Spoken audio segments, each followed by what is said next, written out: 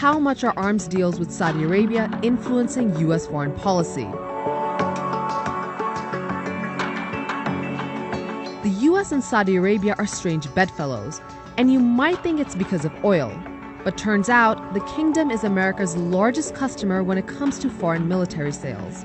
And in 2017, the Saudis were the world's third highest military spenders. Saudi Arabia is buying a lot of military equipment and all the training and services which belong to that from the United States. Everything from tanks to missile defense to ships to advanced combat aircraft. It's the whole range of weapons. While the U.S. government is making these agreements with Saudi Arabia, they aren't the ones manufacturing the weapons.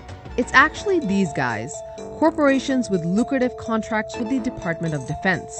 Take Lockheed Martin, for example. It's the world's biggest arms producer with Saudi Arabia as a key customer. In 2018, Lockheed hosted the Saudi Crown Prince and gave him a tour of its satellite and missile defense production facilities in California. U.S. defense contractors play a huge role in the formation of U.S. foreign policy in the Middle East and with Saudi Arabia in particular. And so they essentially use their influence to ensure that the trade of arms is free-flowing. And defense contractors aren't just profiting off these arms sales.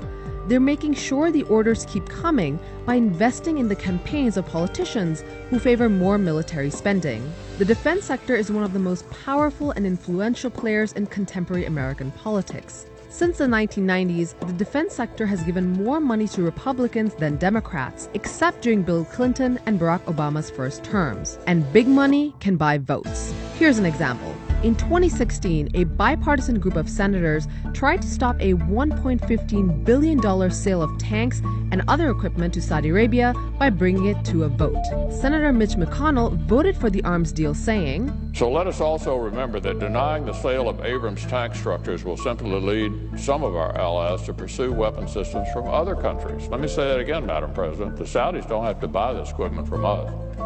They can buy it from somebody else. A news report found that between 2011 and 2016, McConnell was getting, on average, over $59,000 every year from the defense industry.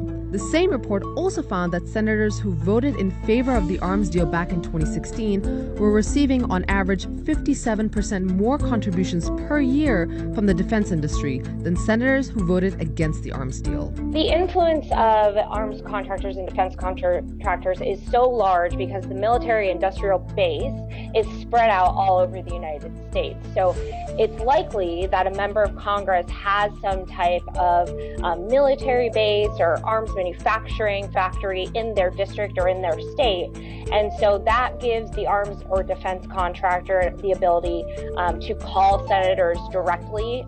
And despite what President Trump might be suggesting, hundreds of billions of dollars of investments into the United States and jobs, jobs, jobs. It's not clear how many jobs would be at stake if the U.S. stopped arms sales to Saudi Arabia. This is an important market. It is by far not as big as the US internal market, of course, so that's much more important for the arms industry in the US.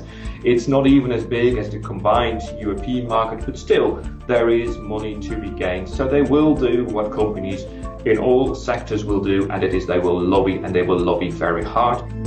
President Trump may be championing the Saudi arms trade, but this military relationship didn't actually start with him. Saudi Arabia has relied on training and weapons supplied by the U.S. for decades. The U.S. has essentially built the Saudi military's infrastructure and technical systems.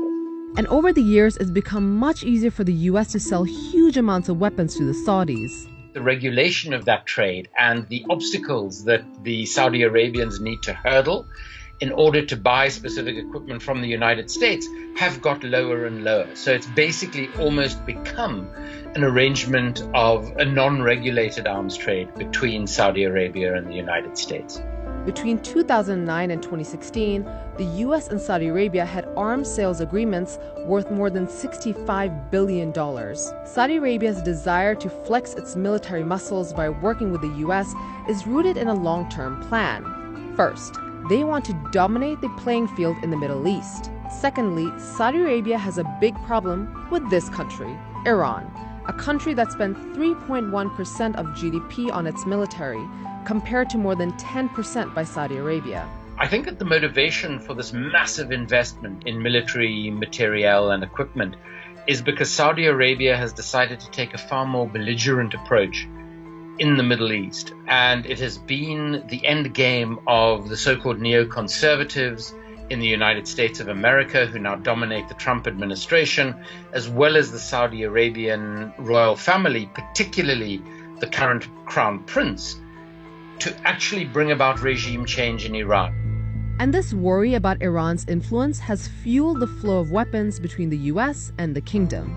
Between 2013 and 2017, over 60% of Saudi Arabia's arms imports came from, you guessed it, the US. Saudi Arabia and Israel both tried to pressure the United States over a period of years into invading Iran. But Obama actually went a step further, in that he signed the nuclear peace deal with Iran that infuriated Saudi Arabia and Israel, as it made the prospect of regime change more difficult.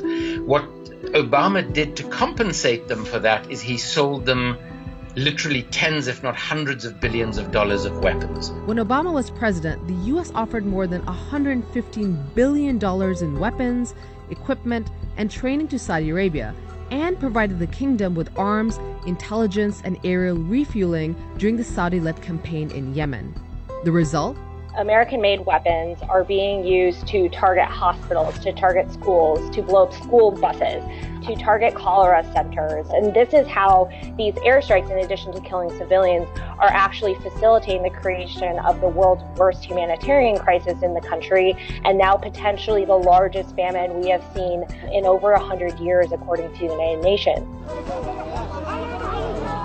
The United States is obviously also a benefactor in this relationship. The US wants to be influential in the Middle East, and then it needs to have good relations with Saudi Arabia. So, will the US hold Saudi Arabia accountable, or will the bottom line of private corporations take priority?